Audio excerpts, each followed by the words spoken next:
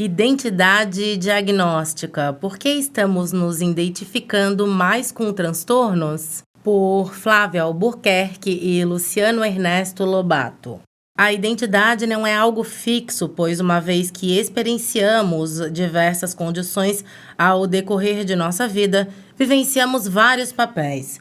E em meio a tantas formas de identidade que surgem em nossa cultura, destacamos aqui uma que tem se consolidado desde meados de 1980, como fruto da publicação do DSM-3 e da reconfiguração da psiquiatria como um modelo biologicista de interpretação do sofrimento humano diante das políticas neoliberais. A identidade diagnóstica. No final dos anos 70 e começo dos anos 80, a medicalização ideológica que transforma questões da vida e sociais e em problemas abordados de forma médica passa por mudanças, como a hegemonia da psiquiatria biológica e sua interpretação biomédica do sofrimento.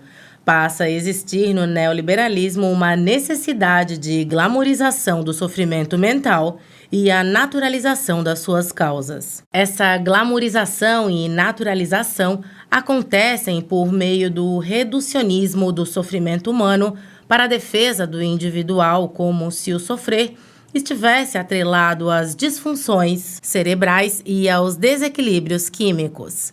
Não é à toa que diagnósticos de sofrimento mental se tornem também formas de identidade.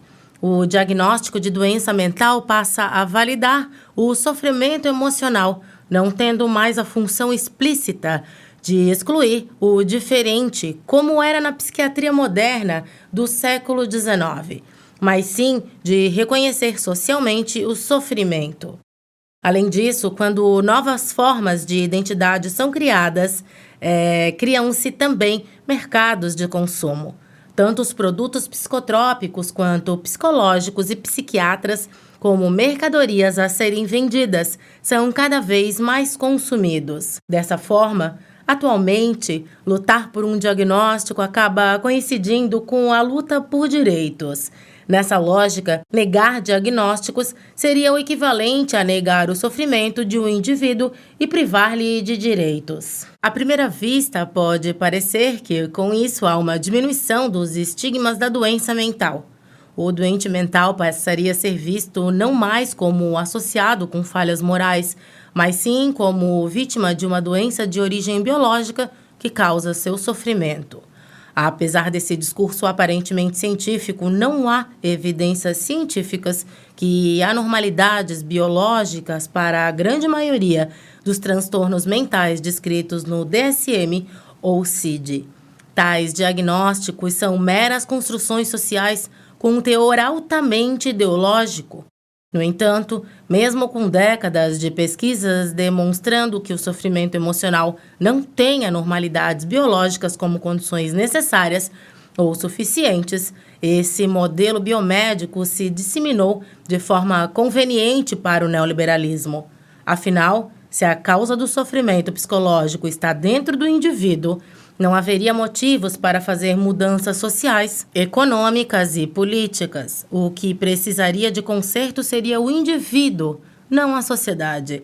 Com essa operação ideológica, elimina-se do sofrimento qualquer narrativa patologizando-o e naturalizando suas causas, transformadas em destino biológico fatalista, e com isso impedindo qualquer possibilidade de mudança. Não é por questionar como se dá a construção das categorias diagnósticas de transtornos mentais que pretendemos invalidar ou deslegitimizar ou deslegitimar o sofrimento emocional de qualquer pessoa. Nomear o sofrimento pode, sim, ser importante para melhor compreendê-lo e até obter auxílio em termos práticos, como conquista e acesso a direitos sociais, por exemplo. Entretanto, não podemos ser ingênuos de pensar que o contexto de hiperprodução de categorias diagnósticas seja sinônimo de avanços científicos e, consequentemente, dos critérios diagnósticos. Vale ressaltar que a medicalização enquanto controle social passa a operar não somente por médicos, mas é popularizada e democratizada por toda a sociedade. É frequente o autodiagnóstico e o diagnóstico dos outros por meio de informações disseminadas na mídia e na internet. Com a medicalização biomédica neoliberal, o modelo de subjetivação para os indivíduos passa a ser a empresa, com o imperativo da eficiência traduzida como produtividade e positividade para os indivíduos.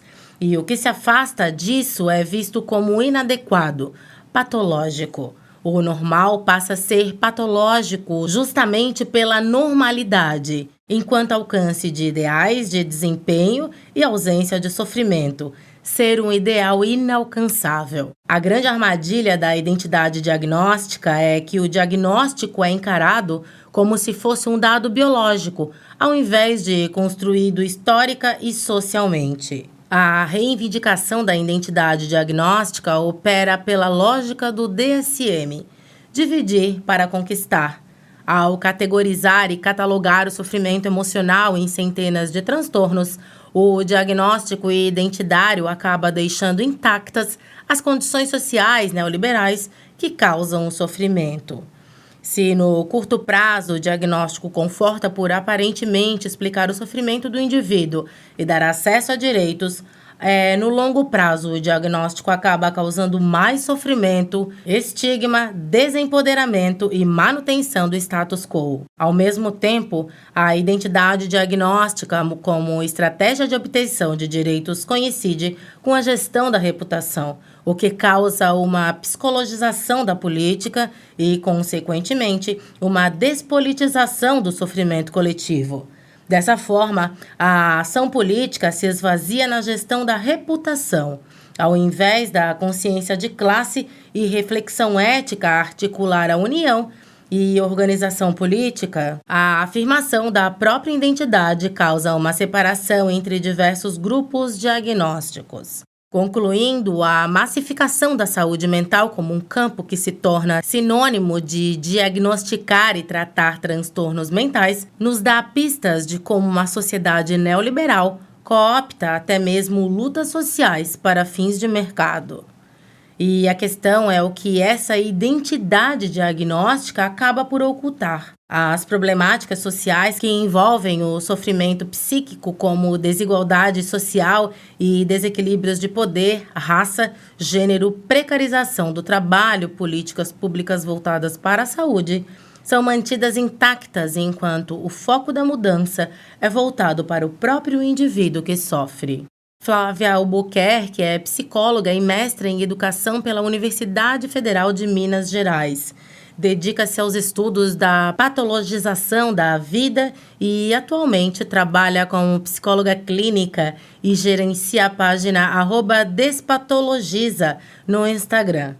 Luciano Ernesto Lobato é psicólogo clínico e mestre em psicologia experimental pela PUC de São Paulo. Escreve no Instagram @LucianoLobatoPsico sobre saúde mental, psicoterapia, sociedade, filosofia, ideologia, felicidade e ética.